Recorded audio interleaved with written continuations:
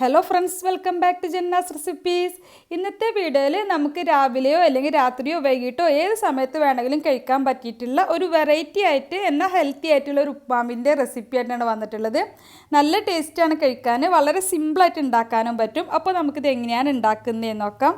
പിന്നെ വീഡിയോ കണ്ടുകൊണ്ടിരിക്കുന്ന സമയത്ത് നിങ്ങൾക്ക് ഈ റെസിപ്പി ഇഷ്ടമാവുകയാണെന്നുണ്ടെങ്കിൽ ഒന്ന് ലൈക്ക് ചെയ്യാനും ചാനൽ ഇതുവരെ സബ്സ്ക്രൈബ് ചെയ്തിട്ടില്ലെങ്കിൽ ചാനലൊന്ന് സബ്സ്ക്രൈബ് ചെയ്ത് സപ്പോർട്ട് ചെയ്യാനും ഫോളോ ചെയ്യാനും മറക്കരുത്.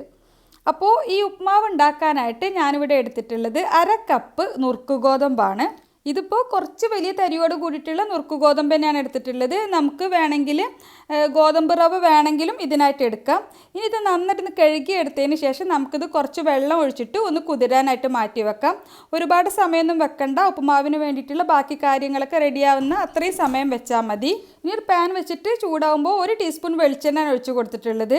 ഇതിലേക്ക് 2 മുട്ട ചേർത്തിട്ട് ഒന്ന് ചിക്കി പൊരിച്ചെടുക്കണം. അപ്പോൾ ഞാൻ 2 മുട്ടയിലേക്ക് ആവശ്യത്തിന് ഉപ്പും 1/4 ടീസ്പൂൺ കുരുമുളക് പൊടിയും ചേർത്തിട്ട് ഒന്ന് ബീറ്റ് ചെയ്തെടുത്തതിന് ശേഷമാണ് ചിക്കി പൊരിച്ചെടുക്കുന്നത്. നമുക്ക് വേണമെങ്കിൽ പാനിലേക്ക് മുട്ട നേരിട്ട് പൊട്ടിച്ചൊഴിച്ചിട്ടും ചിക്കി പൊരിച്ചെടുക്കാം. എനിക്ക് ഇതുപോലെ ചെയ്യുമ്പോഴാണ് മുട്ട ഒന്നുകൂടി ഒന്ന് സോഫ്റ്റായിട്ട് വരുന്ന പോലെ തോന്നുന്നത്. അതുകൊണ്ടാണ് ഞാൻ ഇങ്ങനെ ചെയ്യുന്നത്. അപ്പോൾ നമ്മുടെ സൗകര്യം പോലെ ഒന്ന് ചിക്കി പൊരിച്ചെടുക്കുക. ഒരുപാട് ചെറിയ തരികളായിട്ട് ചിക്കി പൊരിക്കേണ്ട, കുറച്ച് വലിയ പീസായിട്ട് കിട്ടുന്ന രീതിയിൽ ഒന്ന് പൊരിച്ചെടുത്താൽ മതി. മുട്ട നന്നായിട്ടൊന്ന് കുക്കായാൽ നമുക്കിത് പാനിൽ നിന്ന് മാറ്റിയിട്ട് ഒരു പ്ലേറ്റിലേക്ക് മാറ്റി വെക്കാം.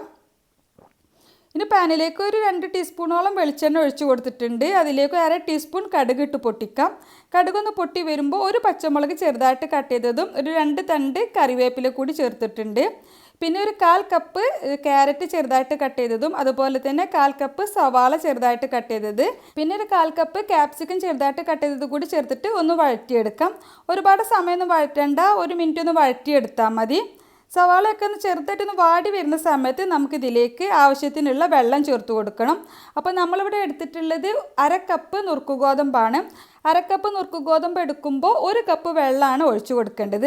പിന്നെ ഉപ്പുമാവിലേക്ക് ആവശ്യത്തിനുള്ള ഉപ്പ് കൂടി ചേർത്ത് കൊടുത്തിട്ട് ഒന്ന് മിക്സ് ആക്കിയതിന് ശേഷം ഈ വെള്ളം ഒന്ന് തിളച്ച് വരുന്ന സമയത്താണ് നമുക്കിതിലേക്ക് ഗോതമ്പ് നുറുക്ക് ചേർക്കേണ്ടത്. അപ്പോൾ പെട്ടെന്ന് തിളക്കാൻ വേണ്ടിയിട്ട് ഒന്ന് അടച്ച് വെക്കുന്നുണ്ട്.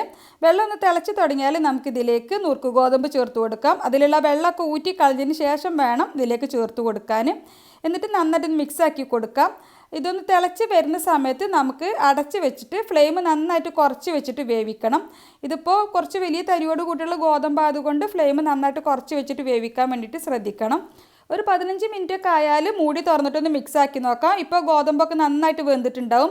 ഈ സമയത്ത് നോക്കുന്ന സമയത്ത് നമുക്ക് കുറച്ചൊന്ന് കുഴഞ്ഞിരിക്കുന്ന പോലെയാണ് തോന്നുക. അപ്പോൾ ചൂടൊക്കെ ചെറുതായിട്ടൊന്ന് ആറുന്ന സമയത്ത് കറക്റ്റായിരിക്കും. ഇത് നന്നായിട്ട് മിക്സ് ആക്കി കൊടുത്തതിന് ശേഷം നമുക്കിതിലേക്ക് നമ്മൾ വേവിച്ച് പൊരിച്ച് മാറ്റി വെച്ചിട്ടുള്ള മുട്ട ചേർത്തിട്ട് മിക്സ് ആക്കി കൊടുക്കാം.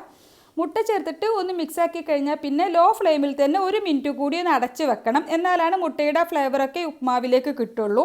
ഒരു 1 മിനിറ്റ് കഴിഞ്ഞാൽ നമുക്ക് പിന്നെ ഫ്ലെയിം ഓഫ് ചെയ്ത് വെക്കാം. അതിനുശേഷം ഒന്നുകൂടി ഒന്ന് മിക്സ് ആക്കിയതിന് ശേഷം നല്ല ചൂട് കട്ടൻ്റെ കൂടെയോ ഒക്കെ സെർവ് ചെയ്താൽ അടിപൊളിയാണ്.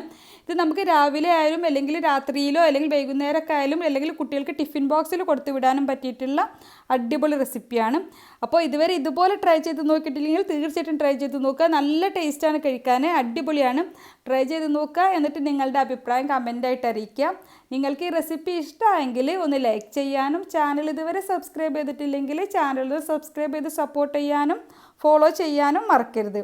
അപ്പോൾ ഇൻഷാ അള്ളാ മറ്റൊരു അടിപൊളി റെസിപ്പിയുമായിട്ട് നമുക്ക് വീണ്ടും കാണാം. Thank you for watching.